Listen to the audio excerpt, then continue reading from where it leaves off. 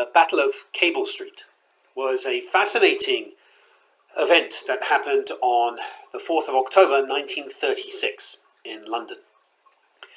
And it was when Oswald Mosley and his British Union of Fascists, the BUF, about 3,000 fascists, gathered at the Tower of London, all dressed up in their fascist black shirt uniforms. There were 3,000 fascists and 7,000 police to protect them. And the fascists' aim was to march through London all the way to Whitechapel. And as many as 50,000 people had gathered to try to stop them. The Jewish Chronicle at the time warned all Jews to stay away. But they didn't. And what happened was that Jews and the Irish and Somalis and communists and trade unionists and labour members all stood up to them. And they built barricades, and when it got to Cable Street, they particularly stopped the fascists from marching through London. And bear in mind, this is 1936. This is only 3 years before the war, before Britain goes to war against the fascists. And it was actually a really important moment in British history. A lot of police got hurt. 73 police officers were actually injured trying to protect the fascists. And as soon as London saw, no, we don't tolerate fascism, the law was changed so that you had to apply for a permit in order to be able to march, and you weren't allowed to march in uniform. And so then, 3 years later, Britain went to war against Nazi Germany, and Oswald Mosley and all of his fascists were locked up so that they couldn't help the Nazis. And this is an interesting story. It's not just an interesting bit of history, it's actually family history, because my great-grandfather, Rabbi Amswych, was there. He was one of the anti-fascists who rolled up his sleeves and probably fought not only fascists, but police who were protecting fascists. And I shared this story, interestingly, at the Hochberg Academy on Wednesday. And one of them said, yes, I remember you sharing this story once about, punching somebody who was drunk and anti-Semitic. And I said, no, that was the other side of the family. That was my mother's side of the family, as opposed to Ivor Amswych, who was my father's side of the family. It turns out both sides of my family have stories about punching fascists. And this is actually important. You might be thinking, why would Rabbi Neil possibly be sharing this now? Because it's Purim.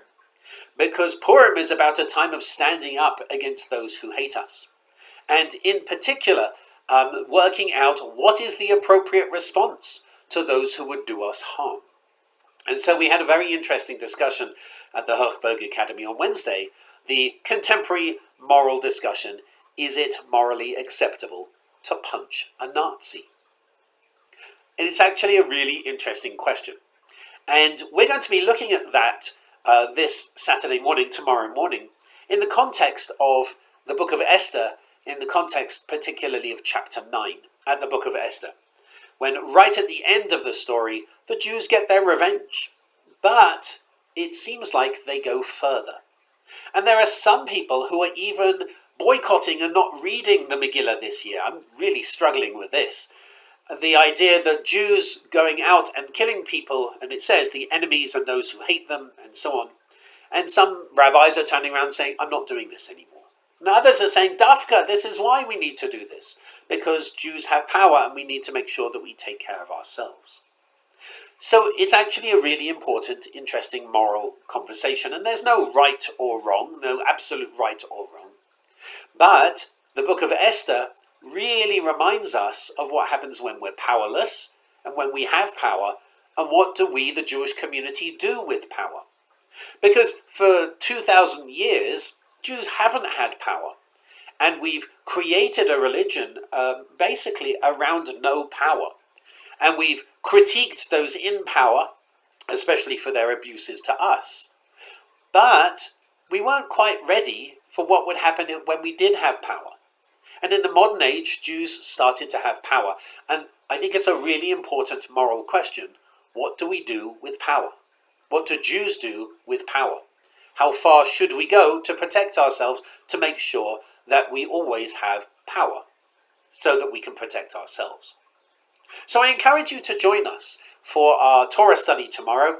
It's not on the Torah portion itself, it's on the Book of Esther, chapter 9, which is a challenging, interesting chapter that we normally move past for kids, but I think it's important for people, teenagers and beyond, to be able to discuss it. So join us for a Torah study. And of course, join us tonight. It is actually Purim already. But we realized if we had a big Purim celebration on Thursday and Kabbalat Shabbat Friday, very few people would go to both. And so what we're doing is we're mushing them together, which is interesting because it's something that used to happen in this community over a decade ago. We're starting before Shabbat comes in, essentially. We're starting our Purim celebration at 5:30. This evening. We encourage you to come. We're going to be having lots of songs, lots of fun, lots of noise, some regular reading, and also our Shabbat service and a baby blessing as well. And afterwards in the Oneg, there's Hamantaschen. It's going to be a lot of fun. And there's food as well, a potluck. So please come and join us this evening, 5:30, for our Purim and Kabbalat Shabbat celebrations. And join us tomorrow as well for our Torah study and for our Shabbat Shacharit service on the morality of Jews in power and that interesting modern question, is it right to punch a Nazi? Come and join us.